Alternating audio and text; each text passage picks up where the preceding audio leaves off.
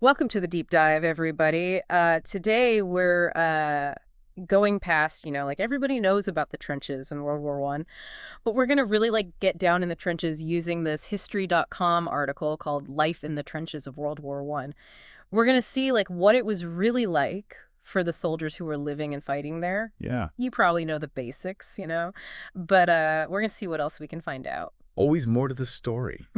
That's the thing about history. You can Yeah. always go deeper, understand it more, all the nuances, like the human part of it, the stories behind just this great facts. Yeah, for sure. And that's where you come in. So the article mentions that trenches weren't actually a new thing in World War One. Right. They had been around. Yeah, they'd been around for a long time. Yeah. For centuries. But World War One, it was different. The Yeah. scale of it, I mean, how long the trench systems were and for how long. The duration Mm, was unprecedented. yeah. And the article is talking about how this was a direct response to all the new weapons. Exactly. Just try to imagine, you're out in the open battlefield with the old tactics, but now you've got machine guns and artillery, trenches, despite all the horrors, it was a way to survive, at least try to survive with all that. Yeah. So they gave you some protection, but what was it actually like down there? The article paints a pretty grim picture. Grim. Grim's not even the word for it. It was basically just these long ditches, mud everywhere, a lot of times filled up with stagnant water. Disease was everywhere. I mean, sanitation was awful. And then with the bombing all the time, I mean, it was just mud and barbed wire and shell craters Uh, like the moon. wow. So you're telling me soldiers live like this for weeks, even months. That's right, yeah. Yeah. I mean, we think about the fighting, and obviously that's super dangerous, but just daily life in the trenches was a whole other battle. I mean, think about it just psychologically. Hmm. Constant noise, snipers, you're worried about a gas attack. It was crazy. Their article mentions a trench mouth, which sounds absolutely awful. It was, yeah. Like a bacterial infection in your gums. Really painful. Mm. You could lose your teeth, all the bad hygiene and the stress. I mean, it was super common. And then there was trench foot. Oh, yeah. I remember reading about that. Your feet just rot because they're wet and cold all the time. Right, yeah. And sometimes the only thing they could do was amputate. Oh, God. And those weren't battle wounds. That was just from living in those terrible conditions. Hmm. We forget about that part of war, just how miserable it was just to exist. Right. It really makes you think about how the horrors of war are so much more than just who dies in battle. Absolutely. Hmm. And this History.com article really shows that, the human cost. You mean how it says that more people died in combat than from disease? Yeah, that was a huge change in the history of war. It shows just how deadly World War One was. Mm. A lot because of trench warfare. Okay. So let's get into those battles. The article talks about the Battle of the Somme as a really bad example. Yeah. The Somme was a big turning point. Not that anyone gained a bunch of territory. It was a crazy number of people who were killed. Over 60,000 British soldiers were killed or wounded on the first day. The first day. That is just mind-blowing. I can't even imagine. I know. It shows how the tactics from before were so outdated. And they had all these deadly new weapons. It was just a massacre. The article says that the British, their strategy was these huge attacks across no man's land. You know the area between the trenches. Yeah, right? They thought if they bombed it enough, it would take out the German defenses. Yeah. And their troops would be able to advance pretty easily. Mm. But that's not at all what happened. Was it because the German trenches were deeper and stronger than they thought? Right. Yeah. Yeah. And so even though the bombing was awful, it didn't do what they wanted it to do. So the German machine gunners, they were fine and ready when the British came charging over the top. Oh, man. That sounds like a total disaster. It was. It was a disaster. Yeah. The Ohm was like a symbol of how those early war tactics just didn't work. Yeah. It was a really harsh lesson in the cost of using old strategies when technology has totally changed. And it wasn't just the British, right? Both sides were having a hard time adapting to this new kind of war. Absolutely. Yeah. In the beginning, both the Allies and the Central Powers, I mean, they had insane losses because of those straight-on attacks. It took a while, and a lot of lives lost for them to come up with better tactics. So we were talking about how both sides had a really tough time adapting to this new way of fighting. So the Somme was this huge turning point, but they kept fighting, obviously. They were both trying to find a way to win. Did tactics, did they get any better? What does this history.com article say? Well, the article talks about, the Germans. They got really good at infiltration. They'd send these small groups of really well-trained guys to get through the enemy lines at night. They wanted to cause chaos and mess up the defenses. So instead of those big attacks, they were doing smaller, more focused attacks. Exactly. Yeah, they were always coming up with new stuff, trying to break the stalemate. And then the Allies, they started using tanks to try to get through the trench lines. It sounds like the trenches were kind of like a laboratory for new weapons and new ways of fighting. They were. Yeah, World War One, in a lot of ways, it's where modern warfare started. What they learned in the trenches, that changed how people thought about fighting for decades. And this is just the beginning. It's amazing and so sad to think about what this kind of war did to the world. Not just the soldiers, but everybody. Right. And that's something we'll talk more about as we keep going. Because the story of the World War One trenches, it's more than just mud and barbed wire. It's about how resilient people are, how they can adapt, and how they could still find a way to connect with each other even when things were so awful. Yeah. And on that note, we're going to take a quick break. But we'll be right back to get into like the psychological effects of trench warfare and the legacy of this really brutal time in history. Welcome back to the deep dive. So before the break, we were talking about how brutal trench warfare was in World War I. We were talking about like the physical stuff and how the tactics changed.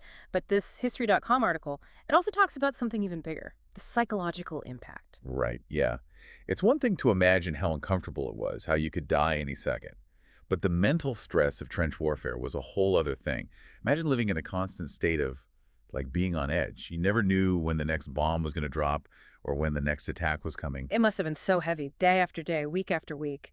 The article calls it shell shock, which you call PTSD now. But back then, it was a pretty new idea. Right, yeah. Before World War One, nobody really understood the psychological effects of war. Soldiers with PTSD, they were seen as cowards or like they were faking it. So not only were they dealing with the trauma, they had to deal with this stigma about mental health. Exactly. Like it was a double tragedy. These men were going through hell, physically and mentally, and people didn't get it. They judged them instead of being compassionate and supportive. It makes you think about how many soldiers were suffering but didn't say anything. They couldn't talk about their pain or get help. Tons, I'm sure.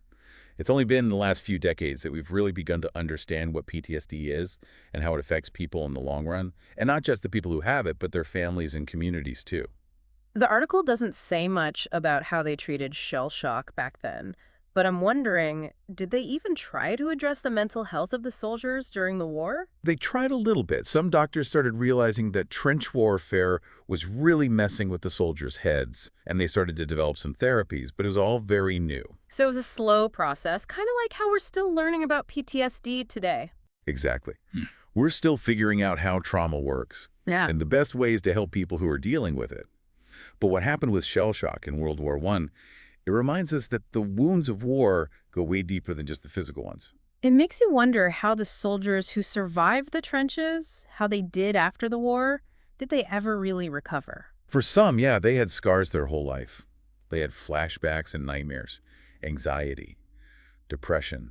A lot of them had a really hard time adjusting back to regular life. They were haunted by what they saw in the trenches. It's heartbreaking to think about how much they carried with them, often without saying anything, for years after the war. And their families had to carry it too. The wives, the children, the parents, they had to deal with how their loved one had changed, the emotional distance, how hard it was to reconnect after something so traumatic. It shows how war has a ripple effect. It affects so much more than just the battlefield. It affects generations. Absolutely. World War I was a global catastrophe, not just because of the people who died and the physical destruction, but the mental and emotional scars too.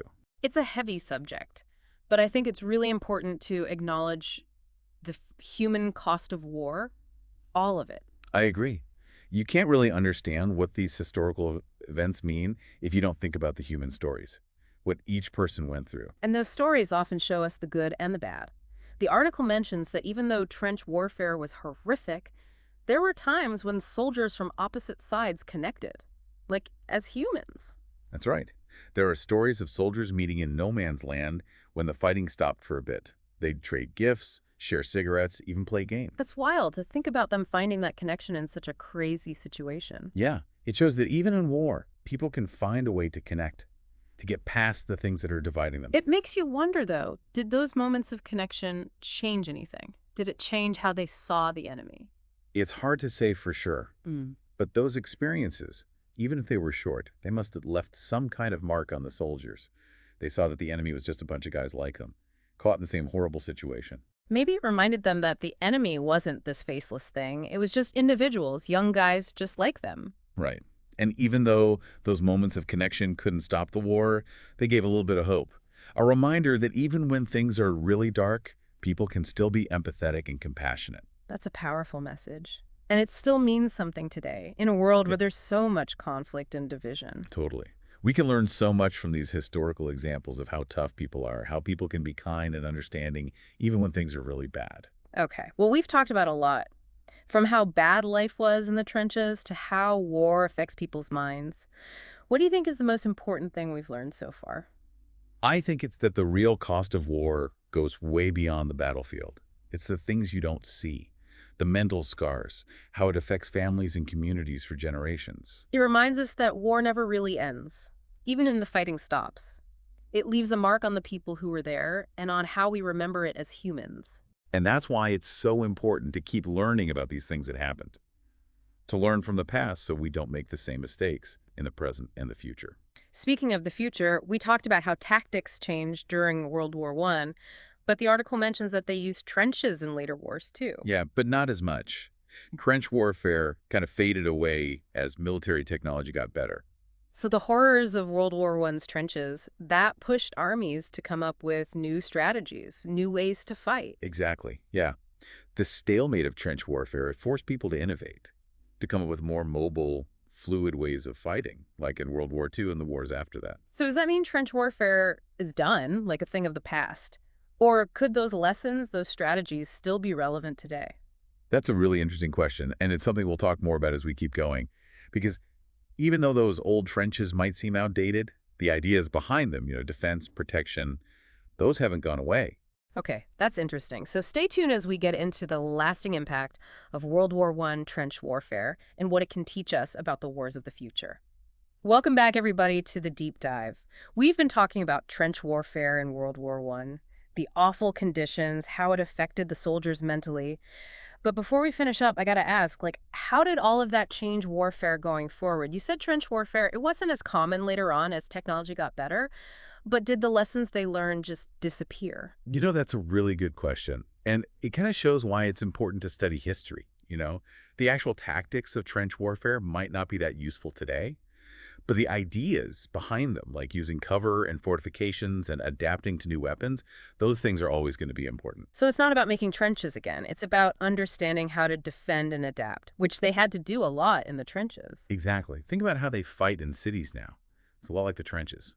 Close combat, you can't see very far, you have to build defenses. That's interesting. So it's not really trenches anymore. But the basic problems of fighting in a small space that's really well defended, those are still there. Exactly. And it goes beyond actual physical structures, too. We could see how trench warfare is kind of like a model for other things, like cyber warfare. Cyber trenches, what's that? Well, think about it. You've got people trying to break into systems and people trying to keep them out. It's this constant battle of trying to outsmart each other, just like in World War I. So the real trenches might be gone. But that strategic thinking, that back and forth between attacking and defending, that's still a big part of how they fight wars today. Oh, absolutely. And seeing those connections to history, it can help us make sense of what's happening in the world right now. It's not about predicting what's going to happen. It's about seeing patterns and using lessons from the past to understand new situations. It makes you realize that history isn't just a bunch of dates and names and stuff. It's about understanding how people act and how conflict never really goes away. All right. And it shows that technology doesn't always make old lessons useless. Sometimes it just changes how those lessons apply. Well, I think we've given our listeners a lot to think about today. We went from the trenches to the bigger picture of how war has changed. And we saw how strong people are, how they can adapt, and how they could still find a way to connect with each other even when things were so terrible. Yeah, exactly. It reminds us that history is complicated. It's full of sadness and hope. And by looking at how complicated it is, we can understand ourselves and the world better. That's a good way to put it. And I think it's time for us to climb out of the trenches of World War I and get back to the present. But before we go, I want to encourage everyone listening to check out the History.com article we talked about. There's a ton more to learn there. So many stories. And as you're reading it, think about these bigger questions. How does what happened in the past affect today? And how can understanding history help us deal with the problems we have now? Those are good questions. Thanks for joining us on this deep dive. And until next time, keep learning, keep asking questions, and keep diving deep.